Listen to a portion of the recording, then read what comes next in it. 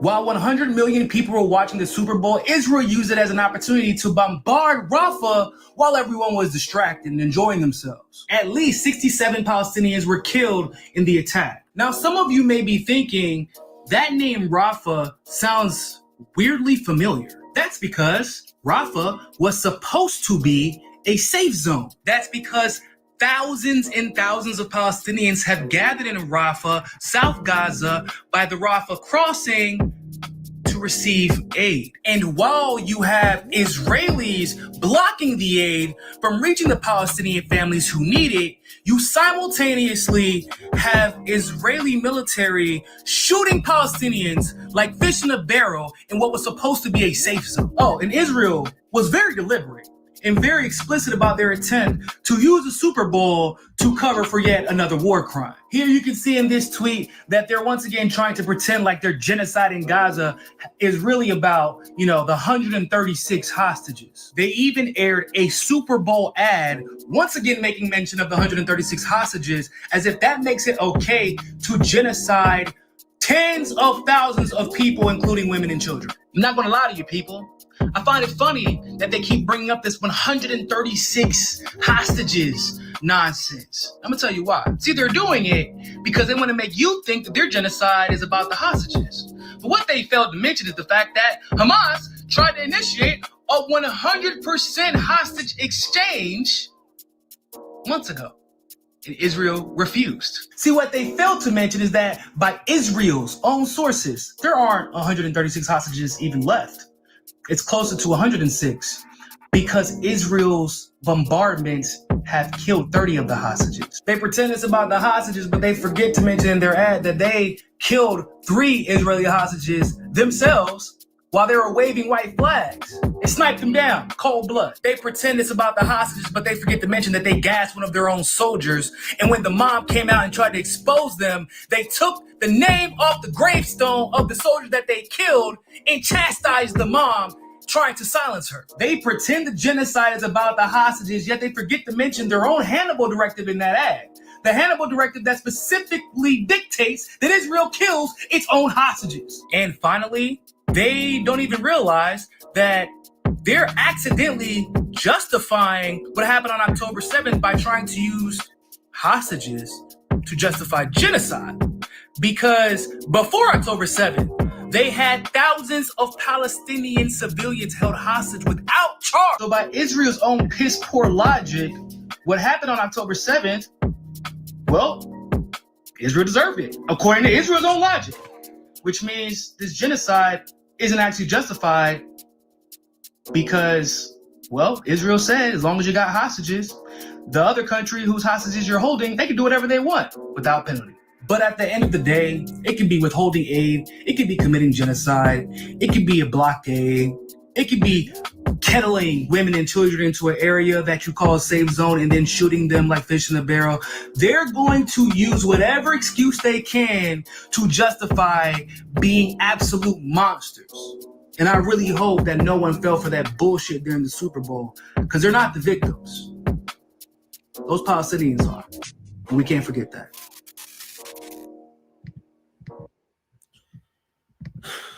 What's poppin', my friends and family?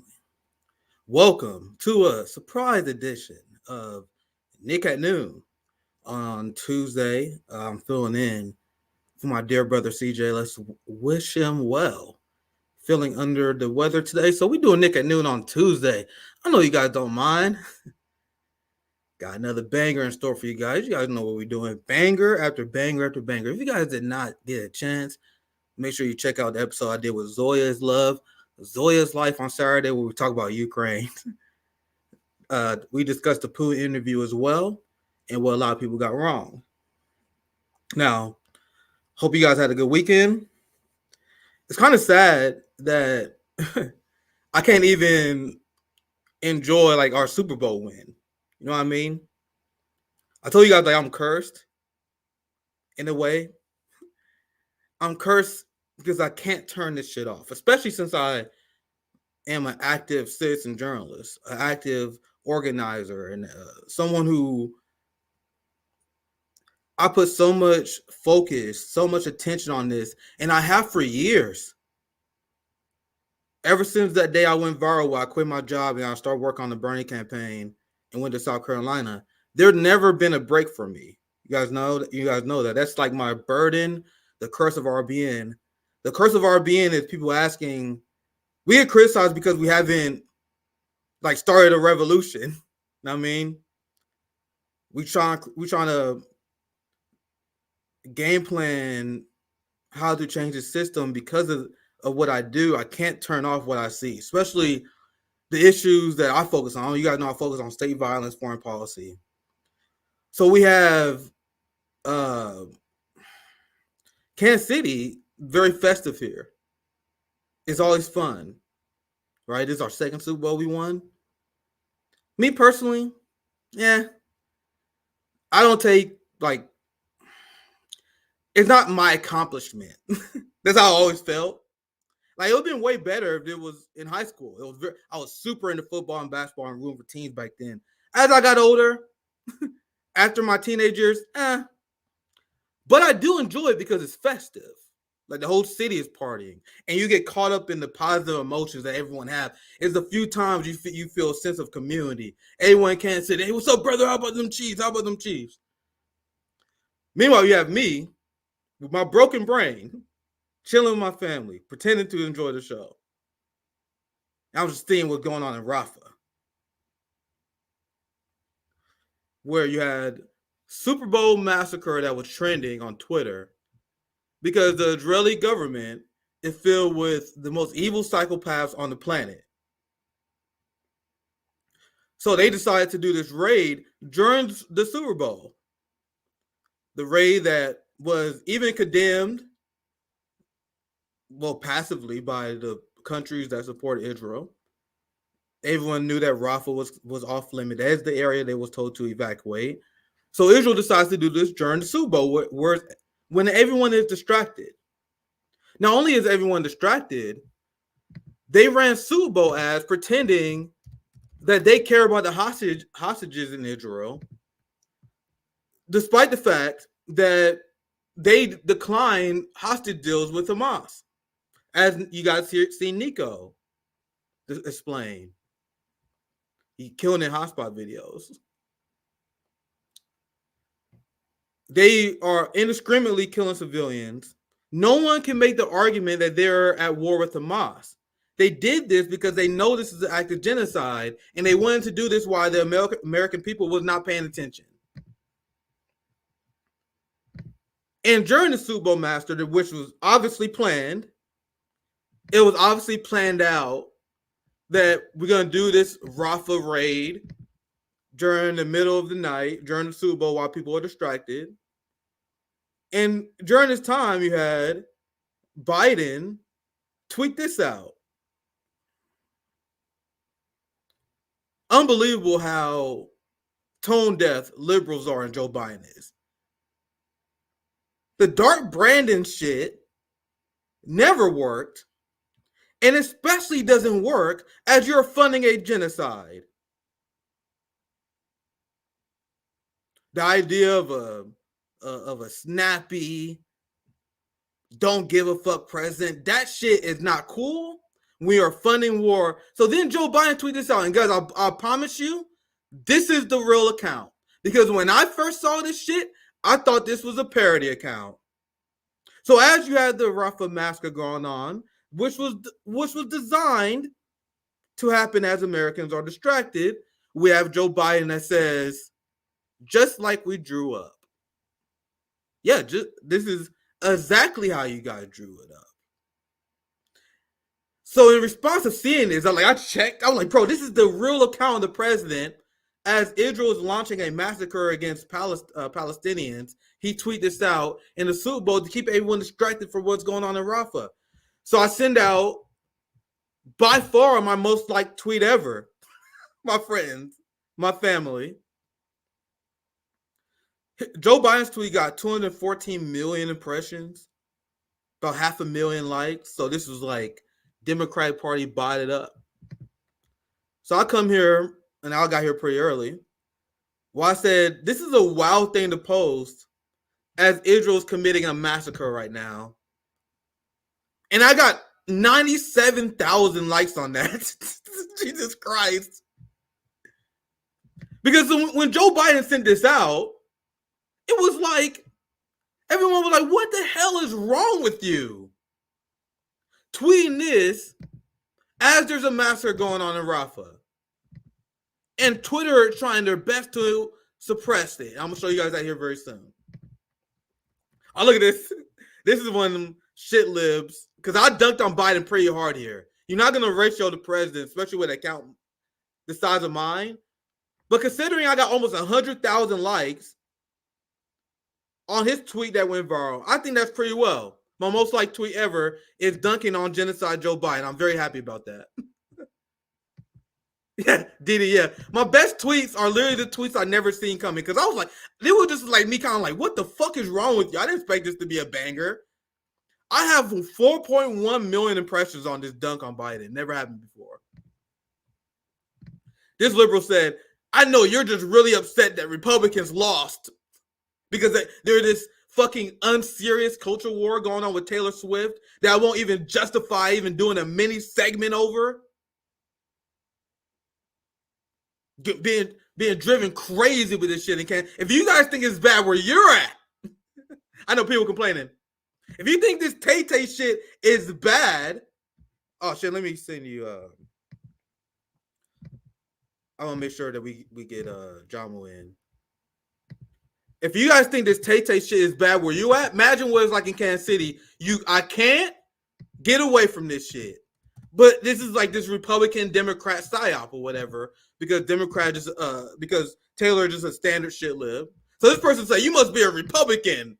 Yeah, I know you're just upset Republicans lost. And not that I'm upset that children have their limbs being blown off. And not that I'm anti-war. The liberals are saying that we are upset because that the Republicans lost their culture war. And I'm like, bro, I fucking live in Kansas City. So, I'll just ratio on people all day. This guy pretending that I go hard at the president because I'm a Republican. I'm still happy the Chiefs won, but I can't enjoy this shit when I see a picture of a girl who had her fucking legs blown off. You guys see why I'm becoming more Rome-like? Why I'm becoming more mentally unstable on stream? There's this picture where everyone want to share it, and I get it. But you guys are traumatizing the shit out of me. But we deserve to be traumatized because we live in an empire. I understand that. There's this picture going around with this girl who has her leg blown off. And think about, if you haven't seen the picture, don't look it up. Most graphic shit you can see. You can see her like with bones hanging out. And then apparently in the story, she was hit with a bomb. Her body was launched 20 feet in the air. And then she landed and was impaled on like some fence structure. So there's like this brutal image of a child impaled with her leg cut off. That's Israel. That's Zionism. This picture that's everywhere on Twitter. Don't go on Twitter. You guys are killing me. There's one of many. And then Zionists and our politicians are justifying this. They say, well, we got to go to war with Hamas. So we got to go. We can't tell Israel what to do. How dare we tell Israel what to do? We go into war with Hamas. So their mindset is if they have an enemy, they are allowed to do whatever they want in order to defeat the enemy, including bombing 12,000 children. At least 12,500 is the number I just recently see. I want you guys to know that number is way higher when you count the people who's going to die from their wounds and the people trapped under rubble. So according to the entirety of the West, the United States and the unhinged Biden administration, that's okay as long as you defeat your enemy.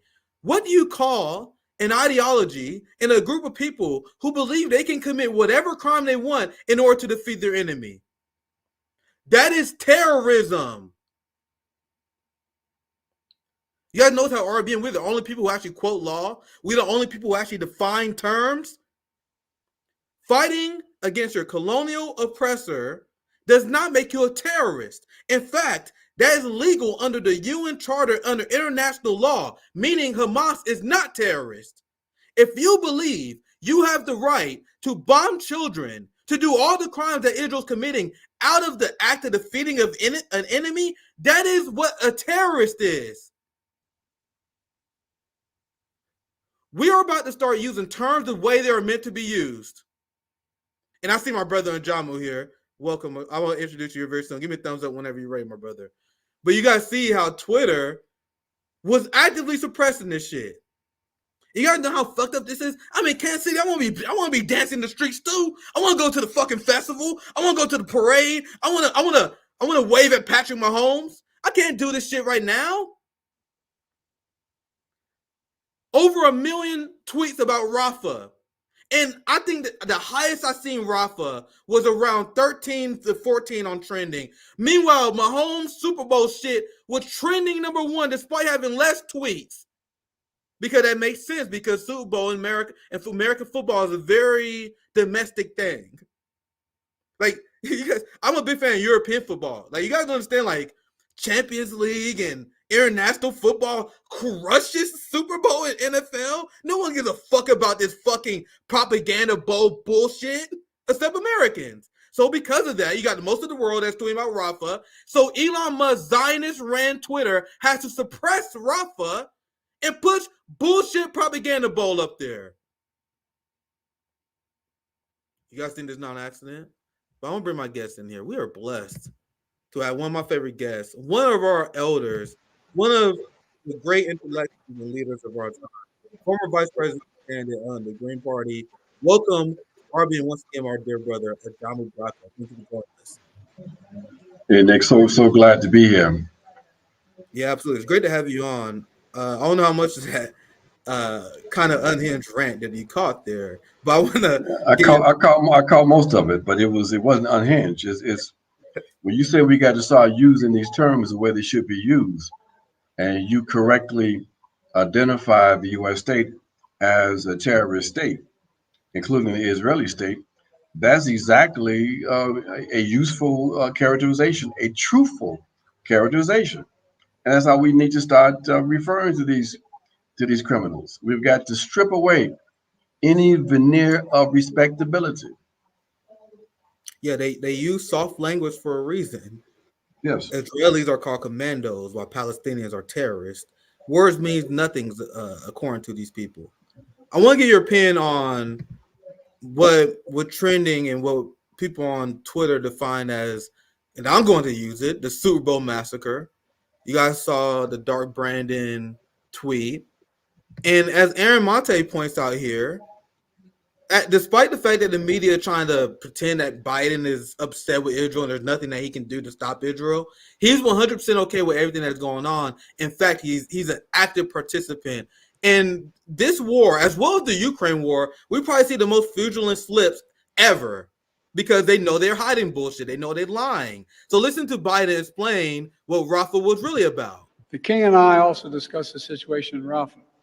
As I said yesterday, our military operation in Rafah, they're the major military operation in Rafah. Our military operation, Ajamu. Yeah.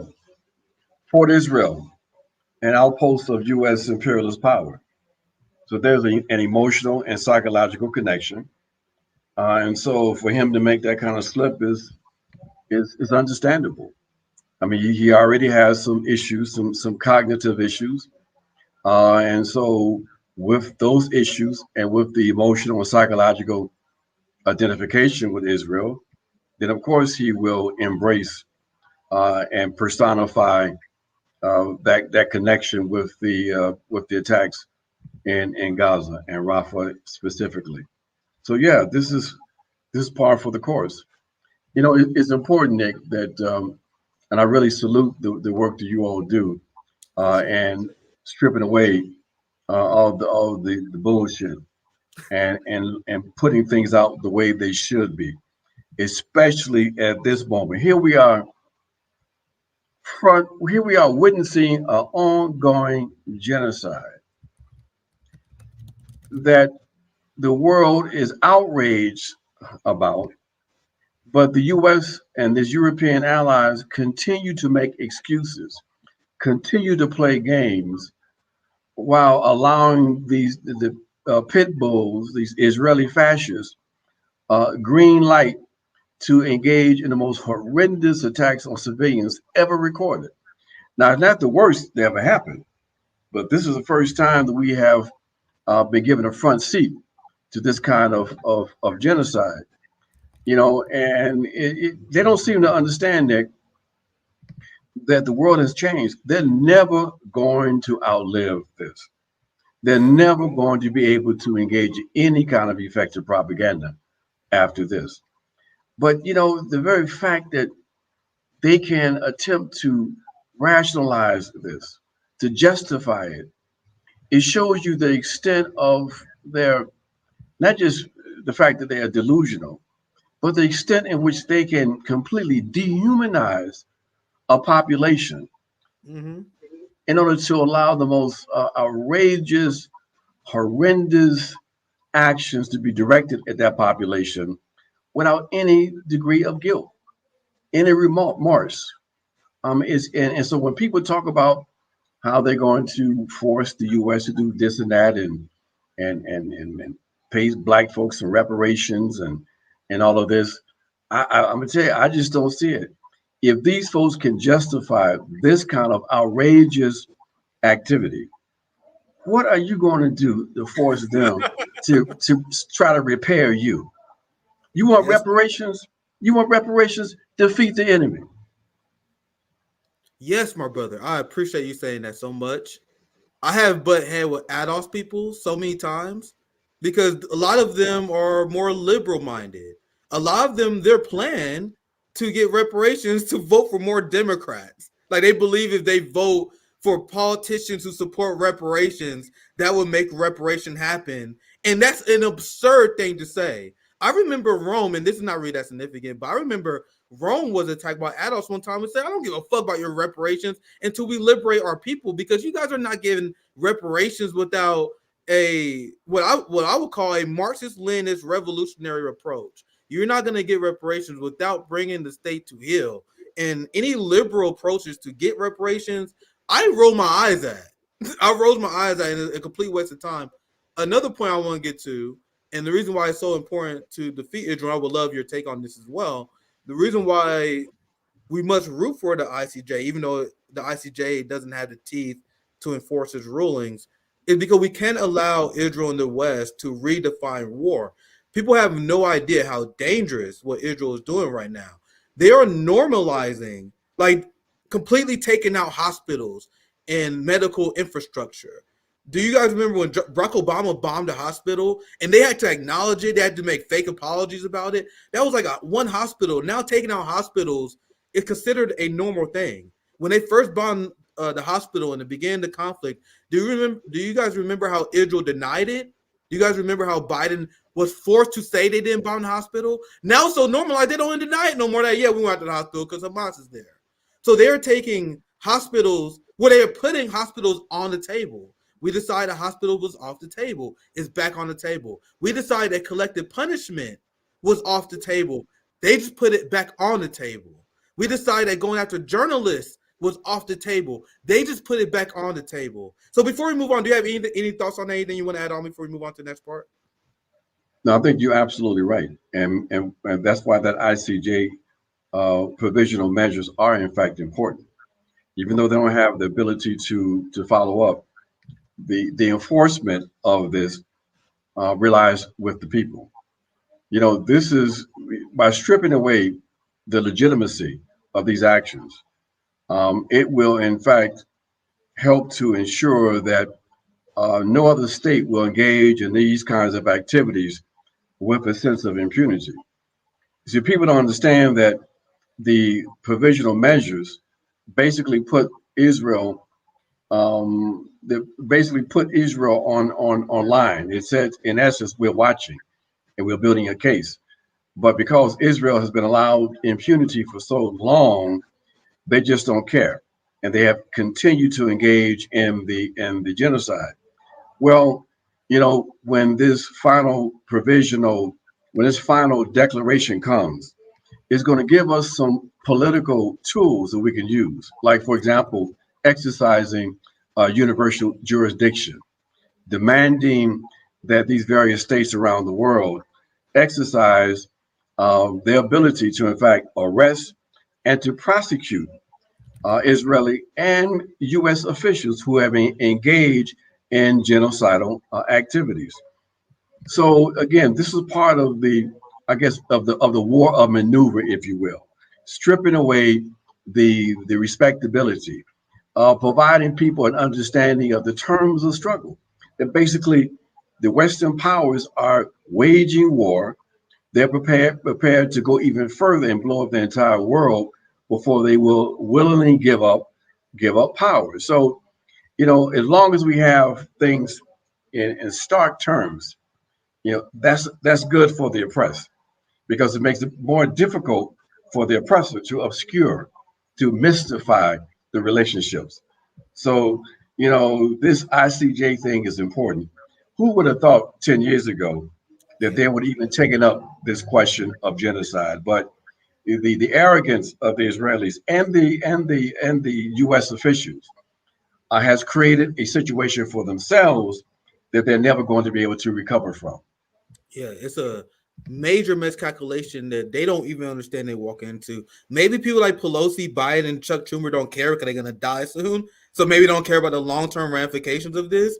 Because when I see this, like, yeah, you guys are going to accomplish your immediate objective of obviously funding the war machine and pleasing the Zionists. But I assure you guys, this shit is going to backfire long-term. You're already starting to see it. Now, this is South Africa being based, once again, I dug this up shortly before the stream. South Africa urges ICJ to consider Rafah intervention. And I found this, and I haven't seen this video, but I'm interested in seeing it. It says South Africa has made urgent requests to the ICJ to declare the offensive in Rafah as needing them to exercise emergency power to prevent the genocide. And this is exactly what I said when I broke down the ICJ ruling. We need measures to effectively stop what's going on. I'm not saying the court had that power, but we need immediate mobilization to stop this, because ever since this ruling, Israel hasn't stopped. But let's watch this. I'm interested to get your take on this as well. I want you to look in the mirror and ask, where was why do you put that music on it? Gaza was going through a genocide. South Africa is here before this court in the Peace Palace. It has done what it could. It is doing what it can by initiating these proceedings. I think this is yeah. Sorry guys, I don't. Once again, I didn't see this video. I think that's an older video, but I'll get back to this story because this is what I'm talking about here. How South Africa is using the ICJ. But check this out, Ajamu, and this is what I want to get your reaction to, because I saw this and I couldn't believe it. Well, I could believe it, but it's just the audacity. So after South Africa was successful, and now the South Africa legal team is now icons of anti-colonial movements, anti-genocide movements, and general civil rights, the United States is not only denying the ICJ ruling, they're now putting a bill on Congress that will, quote unquote, review relationships with South Africa, because they call the case that they put on the ICJ politically motivated. So I'll be very interested in seeing what they mean by that. Are they saying that Israel claimed that South Africa is working with Hamas is legit? What's your initial reaction to this, Ajamu? It's crazy. It is unhinged. It is counterproductive for their own particular interests. To further expose the moral hypocrisy of their positions. It makes no sense for them unless they believe that somehow they're going to be able to escape the condemnation of the entire world as a result of their support for this genocide in Palestine. But you have these elements in the U.S. Congress that are just that sort of short-sighted that they would seriously entertain this kind of legislation, not understanding, Nick, that the world is changing. South Africa is part of the BRICS coalition, and say what you want about the nature of that BRICS coalition. what it does reflect is a alternative pole of developing power. A poll that represents now something like 36% of global GDP, as opposed to the 30% of global GDP now represented by the G7. So it is part of an emerging alternative power base. And this notion that the U.S. can still bully people and throw its weight around and get its way, it does not correspond to objective reality.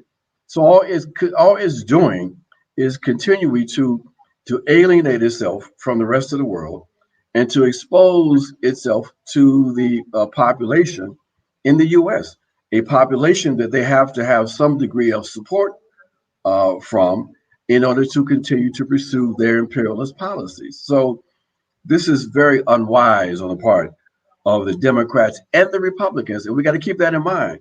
These are bipartisan moves. There's no difference between the Republicans and the Democrats when it comes to these kinds of positions, these kinds of cases, be it Israel, Ukraine, Taiwan. Both parties are warmongering parties, but with the Democrats being an even more pronounced warmongering party at this particular point in history. And there's reasons for that. It's connected to the segment of the ruling class that the Democrats control, Democrats represent. They represent that international bourgeoisie that's based in the U.S. That has these global interests who have been more than willing to use military power to advance those interests. And so the war agenda is front and center in their attempts to try to maintain and expand and assert their global power. So, these are objective processes that people have to understand. There's no such thing as the nice master versus the mean master. Both of these parties represent the oppressor. We've got to be clear about that. Yeah, absolutely. Well said, Ajamu. Well said. The Make Israel Great Again movement is going to be in shambles once Donald Trump actually get power. And then we're going to be calling Trump out for his corruption. I focus on Biden now. A lot of MAGA people enjoy my Democrat criticism. Oh boy, just wait till Trump get in power. What do you think I'm going to be? What content do you think I'm going to be making? I'm going to be exposing Trump as the war criminal that he's going to be. Exactly. Right now, focus on Biden because he's in power. Democrats in charge. RBN has been a Biden administration channel. We started at the Biden administration. So the MAGA people who like our channel now because they think it's cute that we got the Democrats.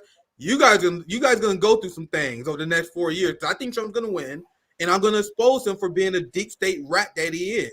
He was a deep state rat last time. He's gonna be a deep state rat again. Now, you guys, why I'm focused on the Biden administration because this is I honestly could do a segment on these every single time it happens because every single time you have these actual serious journalists who grill the State Department on their unhinged foreign policy. It reveals that the Biden administration is everything they tell you Trump administration is and was. Incompetent fools who can't even begin to justify their policies. So I'm gonna play this video. Feel free to interrupt anytime, John, but not too long. I'm gonna play this and feel free to give your reaction anytime. I think this is very telling, and you see this all the time where the Biden administration just straight out can't defend their policies. So this is him being asked about Rafah. To Matt's point, the president of the United States of America went out and told the entire world, Israel's conduct is over the top. Israel's conduct is over the top. So if it's over the top, what are you willing to do to make it go under the top? We are going to engage with them on specific areas where we expect to see improvement.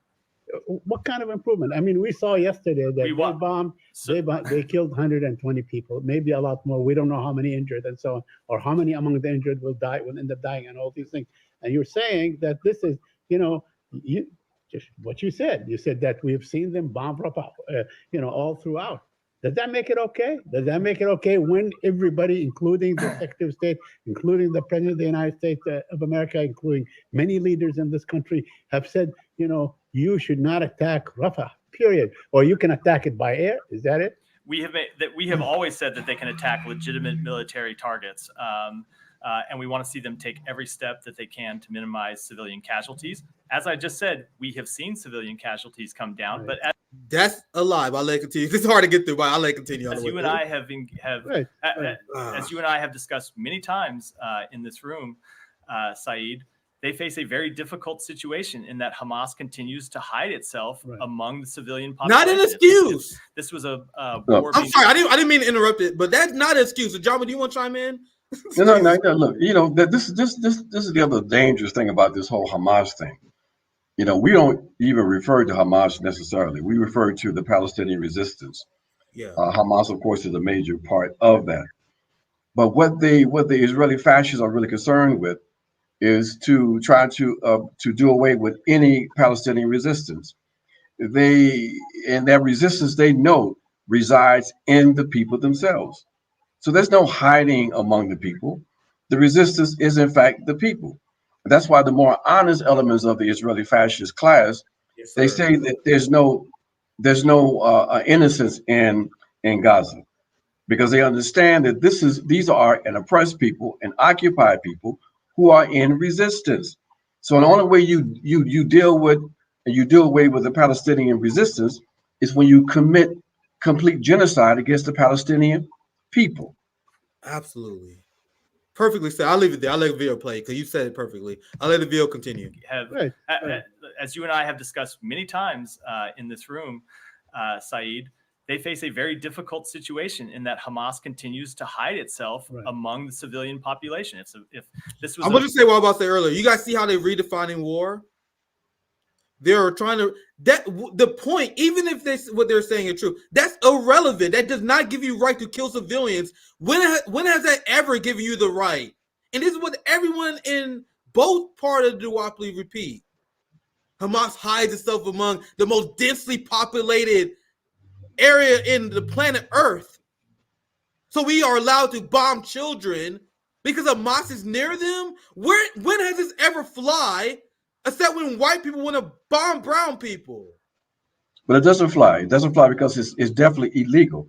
The genocide courts make it quite obvious that it is in fact illegal. And it's more horrendous when you're talking about an occupied population. This is not a conflict. This is basically a police action on the part of the occupier. And you have the people who are being slaughtered attempting to defend themselves. That's the terms of this so-called war. Yes, sir. Once again, the quote-unquote black radicals are the only people who can quote international law, apparently. The Palestinians had the right to resist their criminal occupiers. Israel does not have the right to self-defense as an occupying violent colonial force. That is not me speaking. That is genocide lawyers. The people that, I forgot his name, I apologize, but the person who defined genocide in the UN said they are guilty of this. But I'll let it continue. Man, this is a hard clip to get through. But feel free to interrupt me anytime, John. Room, Saeed, they face a very difficult situation in that Hamas continues to hide itself among the civilian population. If this was a war being fought on a battlefield where Hamas would come out and fight, it would be a much different scenario. Unfortunately, it is not. So Israel. Oh, sorry, guys. I'm fucking sorry. But Hamas is kicking the shit out of IDF. You guys want to know who's the one who's hiding? The IDF, who hides in fucking tanks. They snipe children from afar. The IDF is the most cowardly army of all time. Hamas is out there fighting them. Israel relies on United States weapons and bombing them because they can't engage on the ground. And whenever they do, they get their ass handed to them. But I'm sorry, guys, but I cannot let that stand. That's such a fucking bullshit thing to say. War being fought on a battlefield where Hamas would come out and fight, it would be a much different scenario. Unfortunately, it is not. So Israel faces a very difficult situation.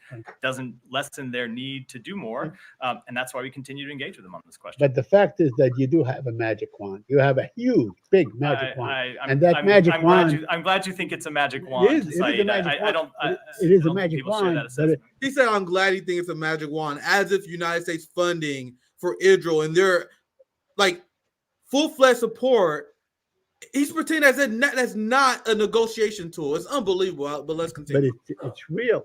It's substantive. But it is a wand. It's a wand. I mean, we're talking about billions of dollars that are approved to make this war keep on going. While in fact, we have seen reports from the United Nations that telling you, you are a shake away, Matt, from starvation in Gaza. Nothing is going into Rafah. No aid. None of this is going on. I mean, there are so many things that are going on at the same time that the United States can, in fact, use its magic. I think there's one more video if I remember right. Let's see. I think there's one more. So this one a little bit short. Anything you want to add, John, before we show the next video? Or it's important to remind the listeners that the crimes being committed in Gaza are not just the direct military assaults, but the fact that the Israelis have denied food, water, fuel to the people of Gaza. These are all crimes against humanity. These are all war crimes.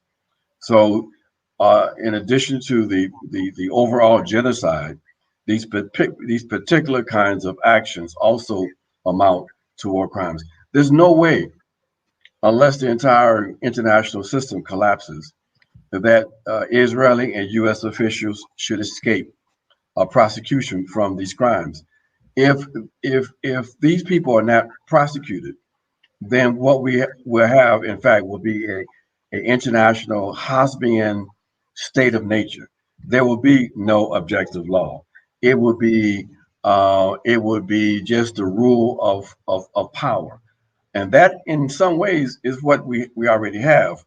But people are still trying to utilize, to the extent that they can, the niceties, if you will, of international law. But you can't do that when you blatantly violate it, when you blatantly engage in criminal activity.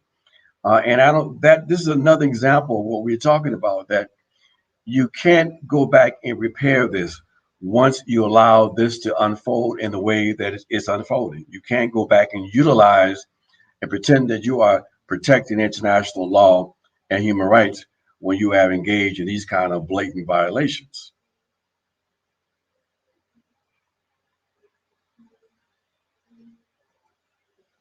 Comrade, we don't hear you.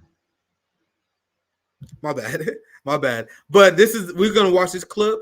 After this clip, we're gonna do one more segment before we wrap up. We're gonna talk about the World War III bill that passed the Senate. That's what I'm calling it. They're calling it aid. The fuck are you talking about? This is shit. This bill is to promote war. But anyway, let's watch this clip. Feel free to interrupt anytime. I promise I'll try to do better this clip, guys. That last clip was infuriating, bro. But I'll let this clip play. Feel free to interrupt anytime you want, John. We have used a number of levers at our disposal, and that is why humanitarian assistance is going into Rafah. In fact, your contention is not true. There were nearly 200 trucks that are going into Gaza. There are nearly 200 trucks of humanitarian assistance that went into Gaza yesterday. If we want to go back to the beginning, it is because of the intervention of the United States that humanitarian assistance is going in. We continue to call for more. When the secretary was there last week, he raised directly with the prime minister that we want to see Erez crossing open so that we can continue to do more. And it is that repeated, sustained engagement that we have shown over time has delivered results, and it's why we'll continue to stay engaged. Do you expect that Director Burns is meeting tomorrow or scheduled meeting tomorrow in Cairo will produce anything? What is the feeling in this building on the ongoing discussions? So first of all, I'm going to look around and remind everyone that I'm the spokesperson for the State Yes, Department, not any other understand, agency. So I'm not going to speak to the travel of you're the highest government spokesman. Members of other agencies in the government. I will say generally, as it relates to engagement over the release of hostages. You heard the secretary speak to this and say that we think progress can be made. There were a number of really untenable items in the proposal that came back from Hamas, but we do believe that a deal is possible, and we're going to continue to pursue it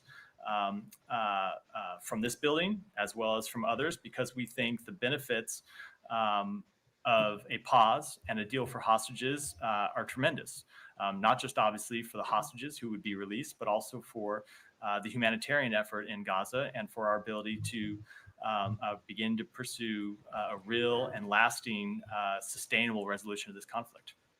Man, that was hard to get through. If you guys couldn't tell, I was in shambles listening to that, boiling with rage inside. Ajamu, what's your initial take on this? This is on it's on bullshit. It's on propaganda, and it's insulting propaganda. As we all know, the U.S. can transform the humanitarian situation overnight. They do have, as the reporter referred to, a magic wand, and that magic wand is the leverage it has over Fort Israel.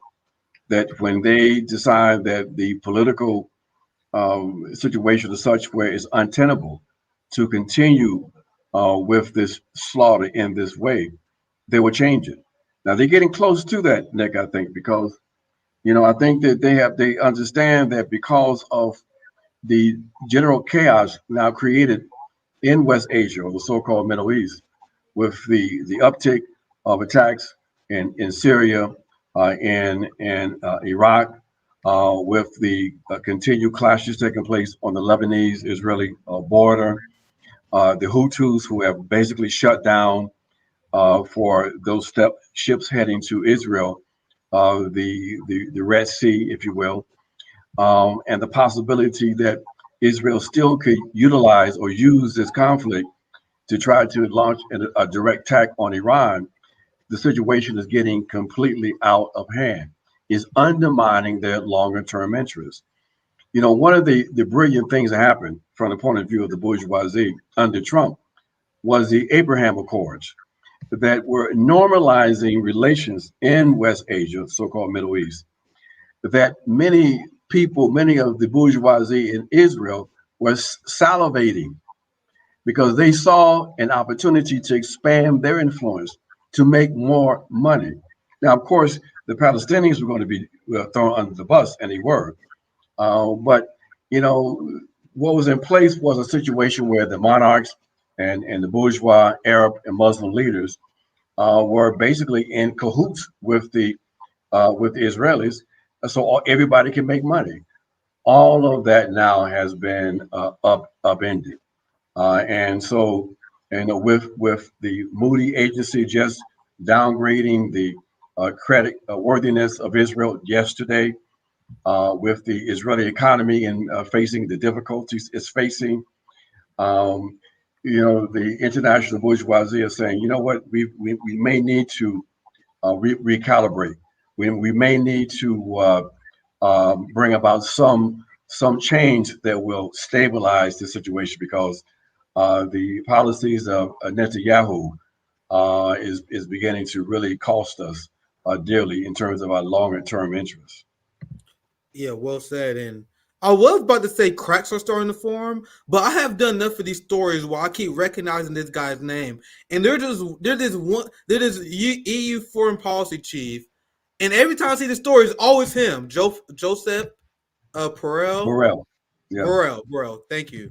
I saw this story, and I also reported on something a few weeks ago how the Social Democrats in Sweden and Finland, who are the NATO leftists who was all for the war in Ukraine because they're fucking children who don't know anything about history, so they just follow the United States.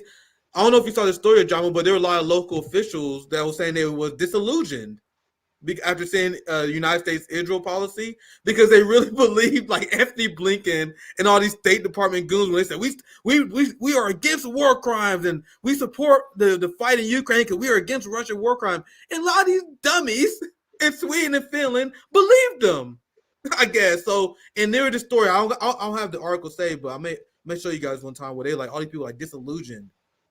And maybe this is happening in the EU, but Joseph Borrell have been consistently criticizing the U.S. and the EU, NATO foreign policy regime. He was critical of their policy in Ukraine. Now look at what he said, calling out the Biden administration. He says, well, if you believe, let me zoom this in so you guys can see it a little bit better. These sites are horrible. Well, if you believe that too many people are being killed, maybe you should provide less arms in order to prevent so many people from being killed. This is what he told reporters at the meeting, an EU meeting. If the international community believes that this is a slaughter, that too many people are being killed, maybe we have to think about provision of arms. So even people in the EU see the quote-unquote magic wand that everyone in the Biden administration is pretending that they don't see.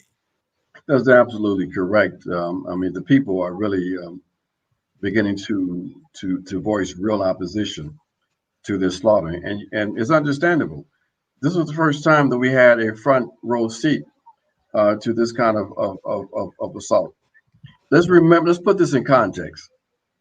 Libya. When NATO attacked and destroyed the Libyan state, it's estimated that between 30 and 50,000 people were murdered. Now, what's the difference? The difference is that we didn't have a front row seat. Yeah. But the Obama administration engaged in a 3-month bombing campaign that murdered those thousands of people. They completely destroyed the infrastructure of that country, the most prosperous country on the African continent. This time, because of their delusional perspective on the world, they thought that after October 7th, that they were going to cover the glorious assault on the part of the IDF on Hamas in Gaza. Not understanding that when you're dealing with a fanatical, a racist lunatic like Netanyahu and his government, that this was an opportunity that they had been looking for decades, and that they were going to go all the way. And that's exactly what they did. They engaged in this massive carpet bombing that had no consideration for civilian life. And the result was, as a consequence of all of the media attention, was the revulsion by the world. And they couldn't just pull out. So what the Israelis started doing was targeting the journalists. It was amazing, Nick. I couldn't understand why the journalists kept on basically targeting themselves with these big signs that said press. For the Israelis, when you said we have press, that meant shoot him or her. Okay. And so they for the first time, the entire world saw the true nature of this settler colonial project and understood in graphic terms what Europeans really think about non-European life. And they couldn't pull back. Now they have, if you notice, over the last couple of weeks, less and less of those graphic stories are penetrating the bourgeois press in the West. Okay. And there's almost been like a simultaneous understanding that we got to cool this thing down. But it's too late now. It's absolutely too late. So this Joseph Borrell, he's saying some stuff that's all right now. But let's remember, you commented, you said that he said some stuff about Ukraine. He at one point was one of the biggest cheerleaders Of course. of Ukraine. Okay. And he's the one that made that piggish statement about the Europe being like a paradise and everybody else living in the jungle. He's a white supremacist also. But it's so graphic and so bad what we're seeing unfolding in Gaza that even pigs like him feel compelled to at least say something in opposition to it. And that's the dilemma that they have. That's why we say they're never going to recover from this ideologically and politically. Never. Yeah, thank you. That was a lot of great things said. I'm gonna get the super chat before we get to the last segment. Not gonna be long in the first one. I'm gonna cover this World War III bill that passed the Senate. So let's read super chats for so I don't forget later. Thank you for 1999, John. How does the Green Party compare with the DSA and the Communist Party? DSA is a complete fucking joke. That's for one. I'm not too familiar with the. I think you're talking about like the CPUSA. Yeah. Do you want to take this on, John? Do you have any comments on this? But I don't know. I don't have a lot of thoughts on the CPUSA. I know there's a lot of drama that go along with them. Our thing at RBN, like we're gonna organize our own selves, but I can say for definitively that DSA is a fucking joke, and I would never compare the Green Party to them. But John, you have any quick comment on this? You want to take real quick? I mean, basically, of course, there's an ideological difference. I mean, DSA are social democrats. The Communist Party of the U.S., they're still Marxist Leninists, but they have engaged in reformist politics for the last like 4 decades. So there's a big difference. The Green Party, of course, has social democratic and socialist inclinations, but you can't put it in either one of those categories. It has its own sort of character, if you will. Yeah, like I never looked into the CPUSA that much, so that's why I'm always hesitant to talk about them. But I see, like you said earlier, I see members advocate for stuff I would view to be anti-communist. You know what I mean? They advocate for incrementalism. Anyway, I'll move on. I don't want to talk shit about them. Well, see, I know everything about DSA. I know everything wrong with DSA.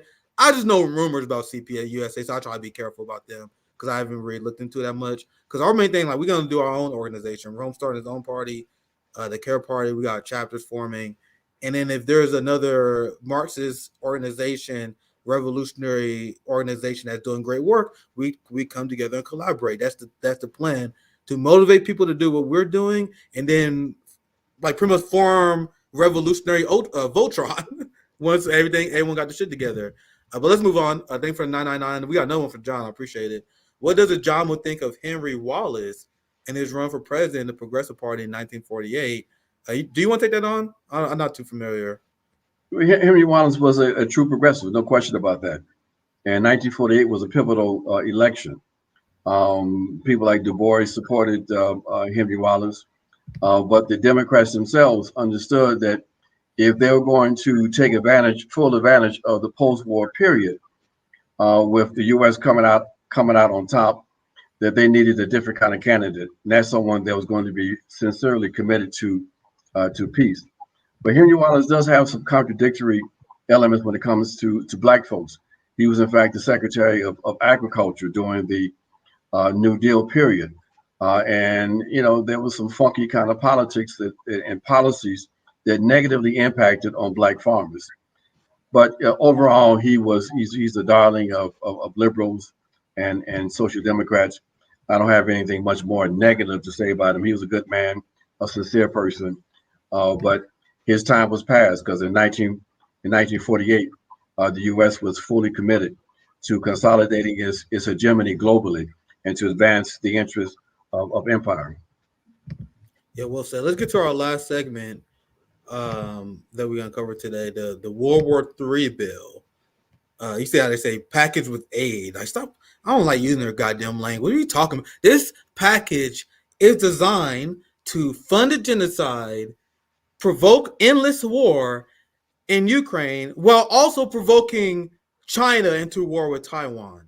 It's truly one of the most unhinged bills that we've seen in a while, because essentially take all these issues and conflicts that the American people don't give a fuck about, and we give the amount of money that will solve homelessness over 3 times over, $95 billion, that quote unquote fiscal conservatives want to spend on this. Once again, the quote unquote radicals, we're the only serious people in the room, I guess. I'm the only one to point out the fact that we spend more on our police in other cities than other countries do on their military. That seems kind of crazy. And they're like, oh, what are you talking about, defunding police? What you mean not defunding the police? You see how much money they get? Meanwhile, these fiscal conservatives see all this billions of dollars going to the Senate. And they be like, can we have some health care, some solve the homeless problem? That's socialism. Like, you guys know how done I am with the general consensus of white America, which is why I'm one of the only YouTubers who are not afraid to say I'm a Marxist-Leninist. I am an anti-capitalist. When I say I'm a Marxist-Leninist, ML, giant M, big L. Other YouTubers won't tell you that because they don't want to lose their audience. I won't, because I see the contradictions in this system. It's all about not having a successful war, but having an endless war. We're sending $61 billion. I already know these numbers because I got a hotspot video coming out on this today, fam. $61 billion in Nazis in Ukraine, Jamu. That war is over. Exactly. This is nothing but a lateral transfer from the pockets of the U.S. population to the pockets of the military-industrial complex. Now, not only is that war over, Nick, Ukraine is over. Ukraine doesn't exist as an independent sovereign state any longer. Yes, sir. A third of it is now has now fallen under the control of Russia, and the rest of it, its most productive lands, are now being controlled by U.S. and Western European capital. Okay, they have a debt that they are net is impossible to pay back, and basically, and you see that BlackRock, aligned with the Democratic Party, J.P. Morgan, they're setting up this Ukrainian reconstruction bank because, like most of these conflicts, the real money is made not just in terms of the conflict itself, but after the conflict, so-called reconstruction. So they're setting up this bank in order to make some real money and so-called rebuilding Ukraine. But the rebuilding is no more than taking the last bits of the Ukrainian assets in that place. So it doesn't exist anymore. And Zelensky is no longer needed. And therefore, he's got to watch himself because, you know, that situation that is unfolding there politically is such where, you know, once the U.S. is finished with you, but you still have some degree of some credibility, the way they deal with that is they disappear you. So he is in a very precarious situation right now. So, you know, you're right. This is crazy. $95 billion. It's and then what? And they talk. They pretend like they're concerned about putting some kind of restrictions and restraints on Israel and Gaza, but then you turn around and give them another 10-14 billion dollars. Come on, you know, don't play us for chumps. You want to know who the biggest people playing us for chumps? Democrats. The same people who are the same Senate that's pretending that they are concerned about what's going on in Israel. I'm going to show you guys an example of one of them here very soon. They voted for this bill in order to fund Nazis in Ukraine.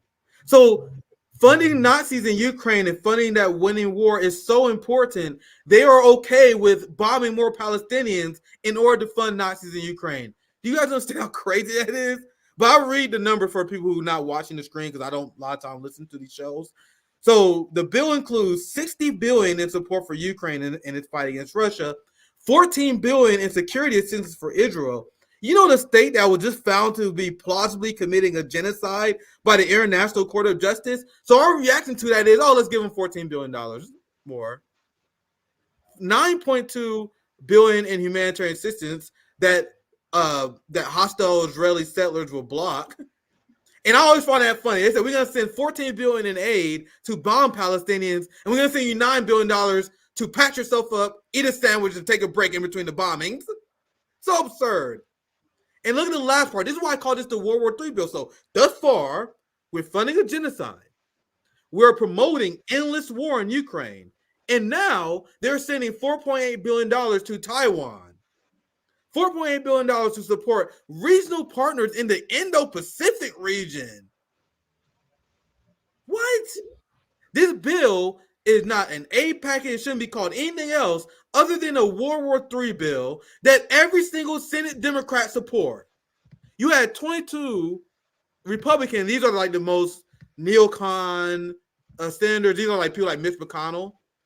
You had 22 Republicans joining the Democrats to get 70 votes. Every single Senate Democrat voted for this. Every single one. And this is including Bernie Sanders. Actually, good question. I didn't look Bernie up because Bernie is technically an independent. So that's actually a good question. Does anyone in the chat know? I can look it up because that's a good question. Because Bernie technically is not a Democrat; he's an independent. So, and I heard him say that he was going to vote against aid, even though he's been against a ceasefire for a while. So my guess is that he voted against it, but I'm not sure. I'm not sure, to be clear. Maybe we can look that up. But this is one of the people that I'm not going too hard on Ryan, but you guys see how Ryan tried to praise this guy. Hear what Ryan Graham says. Hearing Senator Chris Van Hollen, one of the most respected Democrats when it comes to foreign policy, say this. I'm going to show you guys what he said. Feels like a watershed moment. Ryan Graham said this speech right here is a watershed moment. Listen to this. Madam President, I want that to sink in. Kids in Gaza. Sorry, thank you, chat, for the fact check. I probably should have looked it up beforehand. Bernie voted against it. Yeah, I was sure he would. I know he hinted that he was going to vote against it. So all the same Democrats and Bernie, who has the I and asterisk, as I call it, is a I with a very strong asterisk. He's essentially a Democrat. But let's continue to this clip. Madam President, I want that to sink in. Kids in Gaza are now dying from the deliberate withholding of food. In addition to the horror of that news, one other thing is true. That is a war crime. It is a textbook war crime.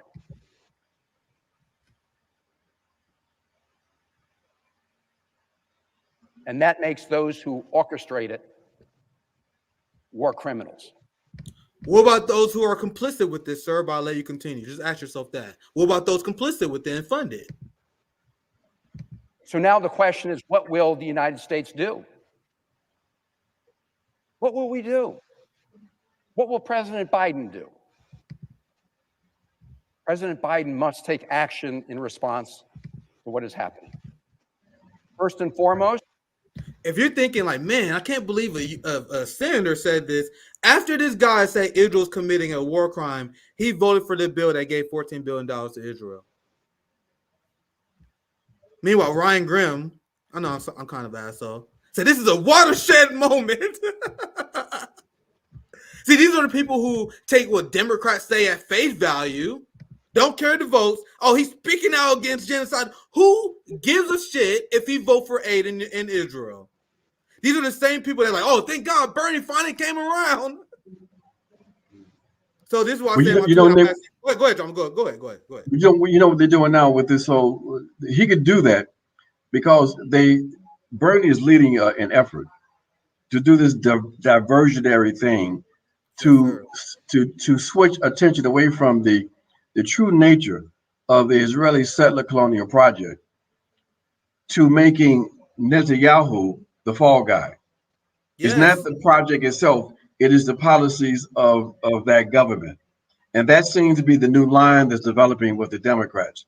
Let's blame Netanyahu so that we can get away from the universal condemnation of the entire apartheid system in Israel, a system that predates Netanyahu.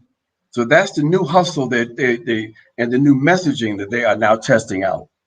I am so glad he spied that, because I've been saying that from day one as well. I had a tweet while I was talking about this because Netanyahu came out and rejected the Hamas ceasefire, and a lot of people was the Hamas hostage deal. A lot of people was pissed off about it. Then I said, like, guys, you remember Netanyahu's a politician. Have you guys seen the polls in Israel? If Netanyahu did what progressive Democrats wanted him to do, this motherfucker would be strung up at a tree somewhere. Like, can you imagine Netanyahu accepted a ceasefire like a few days after October 7th? This motherfucker would have got killed. You guys know that only, I think it's like 1.8% of Israelis believe that Netanyahu bombed too much. You had like 47% that say he didn't bomb enough. And then a lot of them said not sure. You know what I mean? So Netanyahu is doing what he's doing in order to stay in power, which you can criticize him as a politician for doing that. But this is a critique of the Israeli populace, because if he does not do what he's doing, he's fucked. You guys realize the quote unquote left-wing party in Israel, the leader said that he has Netanyahu. I'm sorry, I'm blanking on the name.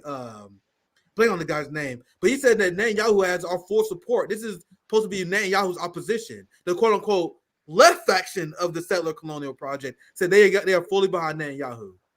So it's about the Israel. So I'm glad you made a point. I'm glad you made that point, because I've been hammering this. It's a very tricky maneuver that they're trying. Only two more things I'm gonna show you guys, and we can get. I'm gonna ask you one question about the Green Party, and we can wrap up. In this bill that, once again, every single Democrat voted for, cannot emphasize this enough. Every single Senate Democrat is voted for this. Not only that, I've seen MSNBC segments, CNN, because you guys know I'm broken brain. You guys know I got to suffer in order to make great shows for you guys. I have seen those segments where they call them Republican traitors for not supporting this bill. Morning Joe melted down. Like Chris says, all these people know, like the Senate Republicans who are turned isolationists and they are against this war bill. This has been the number one thing they've been pushing. Republicans are evil for opposing this. You guys know in this bill, they officially cut aid to UNRWA. You know, the same organization that the Senate Democrats said was so important. You know, the same organization that Biden said is a lifeline to Palestinians earlier last year. Israel gave the order that we got to get rid of UNRWA, and the United States followed suit. So in this bill, which once again, I cannot emphasize, every single Democrat voted for this, cuts aid to UNRWA. Literally one of the most disgusting things that we ever seen in Congress. And remember, I did a hotspot video covering this. They did the charge against UNRWA with no evidence. They got torture obtained confessions. When we know torture is not I'm blanking on the term. What's the right term for this? Reliable. Yeah, not reliable information. Not this is a legal term I'm talking about. Like not you can't use torture obtained confessions. I can't find the right term. Admissible? Yeah, admissible. Yeah. It's not admissible to torture people for information.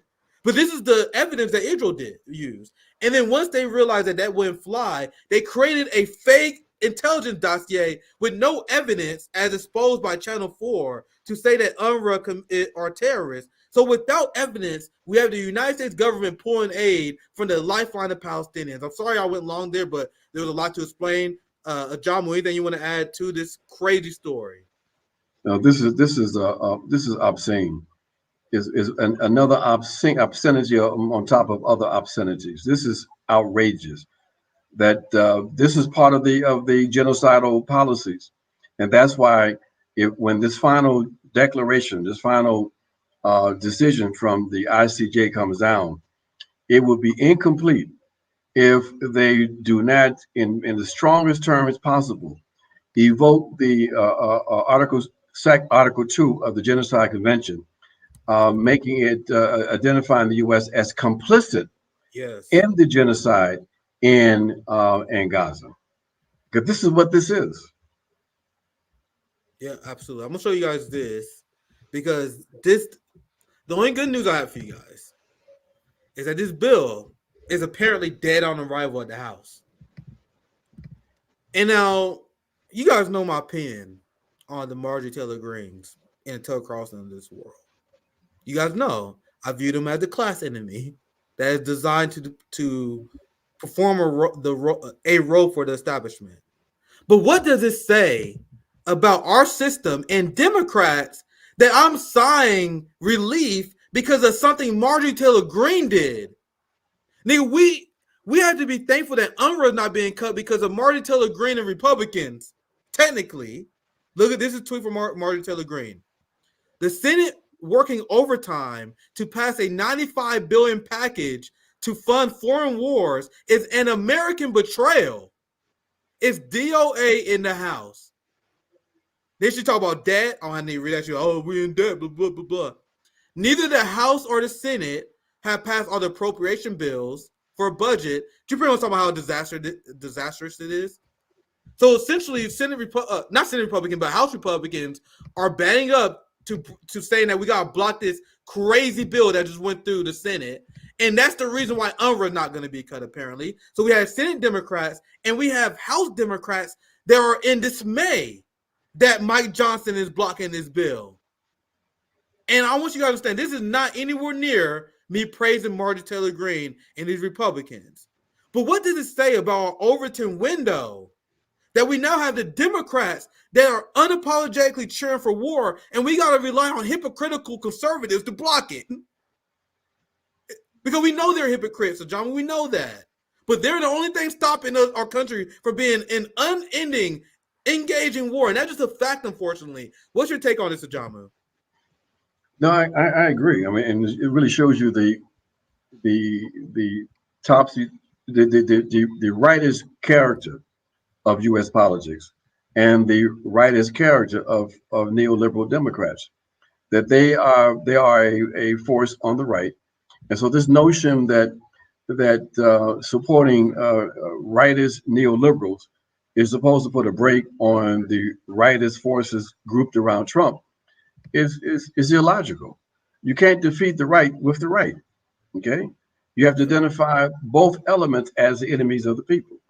But you're right. This is absolutely outrageous that the Democrats have now become the unabashed war party, and that if you oppose these policies, then you get called out as a Trump supporter or Republican supporter or whatever.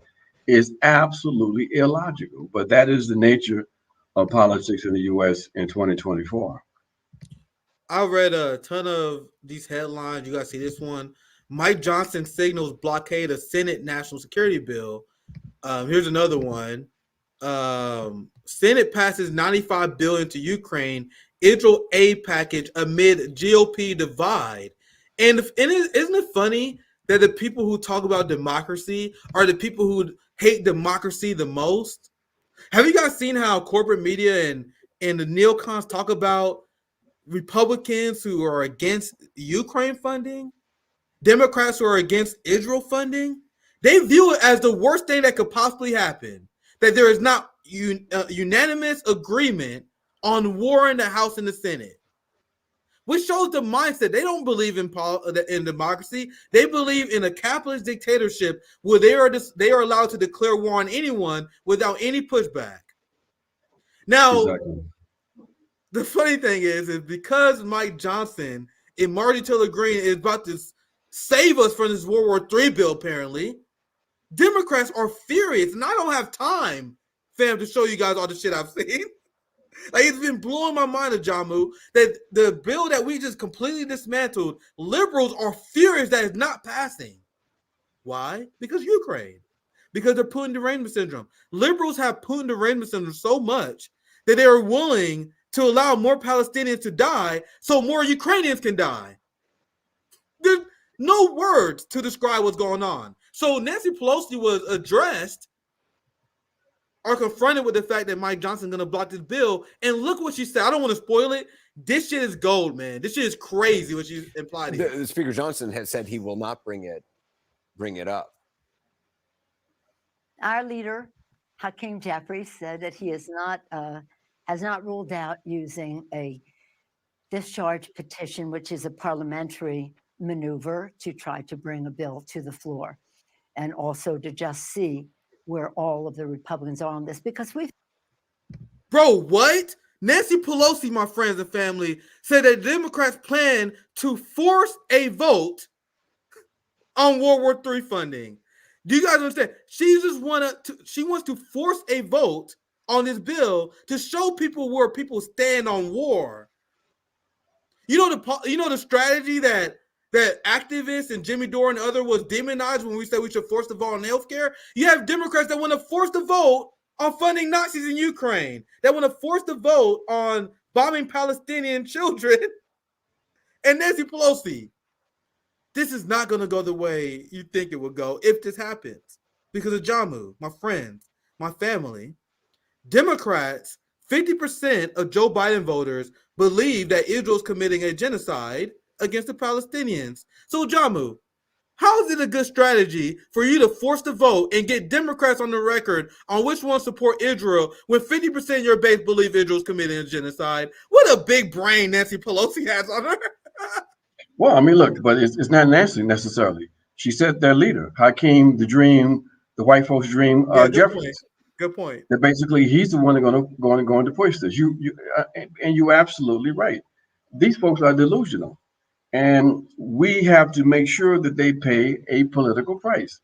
And that's why it's so unfortunate that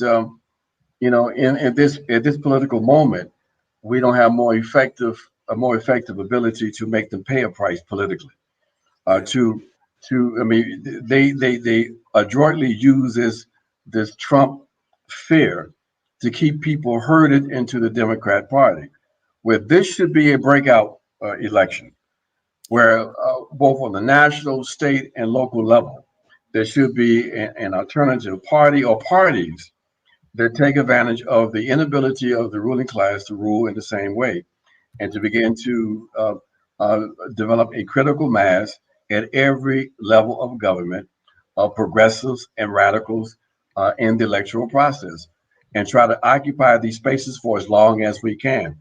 And I say for as long as we can because it's quite clear that they are progressively shutting down and shutting out all of the progressives and all of the potential radicals that may participate in their system. They're going to shut that down eventually, and it will be a straight up, obvious capitalist dictatorship. It's already a dictatorship, but it's dressed up. But they are clearly committed to maintaining their class rule, even if they are exposed in the process. Yeah, the last thing I'm gonna ask you before we wrap the stream up is about Jill Stein and the Green Party. But I'm gonna play this clip. This near the end of this segment. I won't play the clip all the way through. I had to pause it there because this clip was so funny to me, man. That's Nancy Pelosi endorsing the strategy of forced to vote, but for war. And I really hope she's successful. I really do. Show the Biden voters, the 50% who believe there's genocide, that their party is unapologetically supporting that. Show the American people that they're down to spend $95 billion on foreign country as workers continue to struggle in this country. Go ahead and continue to help me radicalize our populace more. You guys are making my job easy. I'm going to play the clip all the way through, and I have one more thing to ask you. The Speaker Johnson has said he will not bring it up. Our leader, Hakeem Jeffries, said that he has not ruled out using a discharge petition, which is a parliamentary maneuver to try to bring a bill to the floor, and also to just see where all of the Republicans are on this, because we've had over 300 votes for assistance to Ukraine, but strong bipartisan support for that in the Congress. So this isn't a partisan issue in most respects. But it is, you saw the other day, they brought up two bills they didn't have the votes for. What do you think of Speaker Johnson? So I don't want you guys to ever think, and they pretend that they're so smug, and they believe they're so superior to us. This is a fact that I bring up all the time. I don't know why people don't bring it up enough. You got Putin with an 80% approval rating. You have the Chinese Communist Party, beloved around by 70 to 80% of the people in China. Meanwhile, in America, you have a Congress that got a job approval rating of 13%.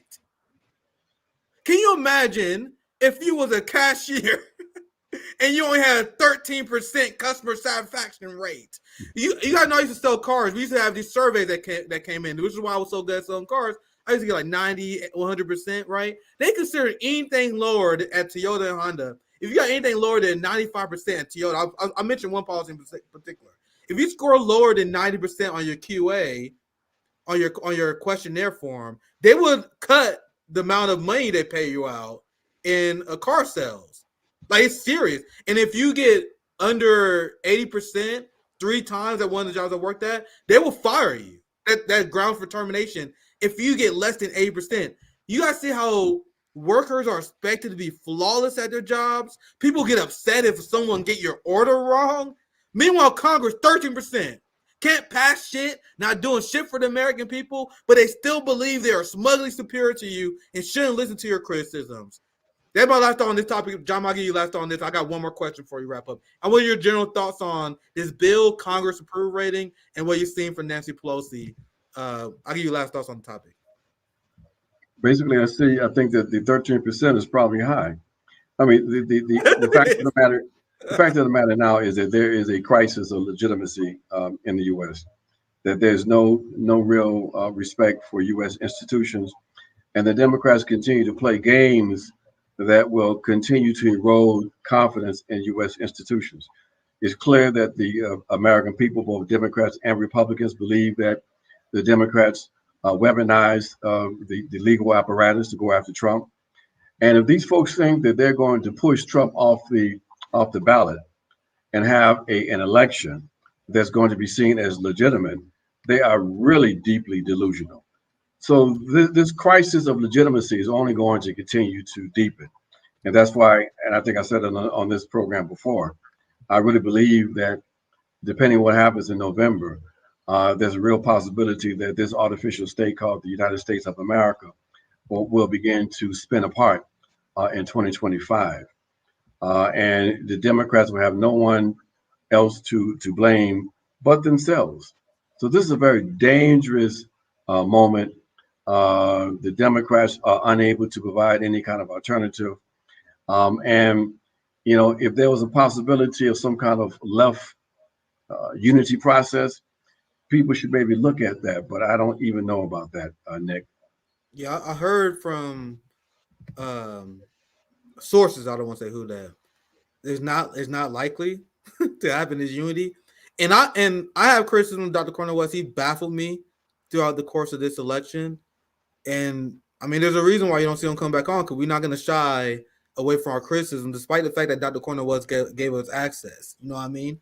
There are a lot of deeply unserious channels who we criticize who completely turned their brain off because Marianne Williamson went on their show. They embarrassed themselves, lying to their audience that she stood a chance, lying to their audience that she was a good candidate. Dr. Cornel West gave us the access, guys. We had it. But we just can't. I have an obligation, man, to the people who follow me, subscribe to me. We have a platform. You have an obligation. There was time where I was idealistic. I would believe in stuff because I wanted to believe in faith, like that's the Bernie movement. But when you have 100,000 followers on Twitter, when on YouTube, we got 100 people watching, hundreds of people watching on YouTube. I have an obligation to the workers to get this shit correct, and it's still down. I'm still flabbergasted that Dr. Cornel West did what he did. But with that said, because I care about workers so much, if Dr. Stein and Dr. Cornel West announce a unity ticket tomorrow, I'll be all for it. That's fantastic. Despite everything, because this is the only anti-war ticket. And I'm one of the people that care about policy more than anything else. They will be the only anti-war ticket. And we told you guys that Dr. Cornel West was such a great candidate for the Green Party because of his name, right? Can you guys understand? Like, he's such a big name, so his ability to not his throwing away movement building in his opportunity is crazy. Meanwhile, I'll get to my question. I'm just rambling now, but I'll get to my question. You guys see, Jill Stein is at 5%, and here's the tweet: our poll numbers have risen to 5% nationally, beating the billionaire-funded No Labels Party. Oh, that is so embarrassing considering the amount of free press they got. Right. 5% is just the start, and 5% or more will unlock millions in public funds for Green Party in 2028. It's a game changer for our movement, and Jill Stein is already there. So I'm sorry for the long-winded question. I just want to get your general reaction to Stein, and you can be as frank as possible whether you feel optimistic about it, pessimistic, cautiously optimistic about it. I want to get your general take with the direction of the Green Party right now, because seeing Jill Stein here, despite her not having the name recognition, Dr. Cornel West, is crazy. But what's your thoughts? Well, I think the Green Party does provide an alternative, and it's quite clear that the people are looking for an alternative. That this early, they're already at 5%, and as Jill said, even above this No Labels Party. It's unfortunate that the West campaign is not showing up yet. The campaign is struggling. But you know, the Green Party will be on a number of ballots. They're going to face a challenge in some of the swing states, because we might remember that Howie Hawkins back in 2020 faced legal challenges from the Democrat Party because the Democrats, of course, are anti-democratic. Yes. But they understand that there's more than 40% of Democrats that said they will consider a third party run. Now, I've raised the question, I think I even sent the question to you all. I'm wondering why both Jill Stein and Dr. Cornel West have not gone after this fraud, this Robert F. Kennedy individual, who should be completely discredited as a consequence of his position on Israel. But it seems like both of the campaigns, for reasons I don't completely understand, have been sort of hands off on Kennedy. And that 20% or so that he has really should belong to one of them. So this is a very interesting moment. And when we talk about a unity process, let's not forget we got Claudia De La Cruz, who's running out there, and she's a solid a candidate, with clear politics. And so, you know, there has to be a strategy developed that even if you don't concentrate on the national level, that perhaps there could be some type of strategy that's pursued in certain congressional districts, in certain states, that can serve as a foundation for a critical mass that can be built on going forward, if you're going to participate in any way in this bourgeois electoral process. See, I don't dismiss the process. We got to contest and contend wherever people are at. And so to me is arrogant and elitist to suggest we should not be trying to win people back from a duopoly. and win them over to radical movement. But to do that, we got to do what you were saying earlier in this program. We have to have clear, unambiguous language. We have to use terms and define what those terms mean, so people can understand the real terms of struggle. And don't be afraid to use terms like socialism or even communism. If we talk about the weaknesses of the capitalist state, what's the alternative? Let's talk about that. Let's talk about the stages. Let's talk about the ethical framework for a new kind of society that we know we have to build, and a new kind of world we have to build.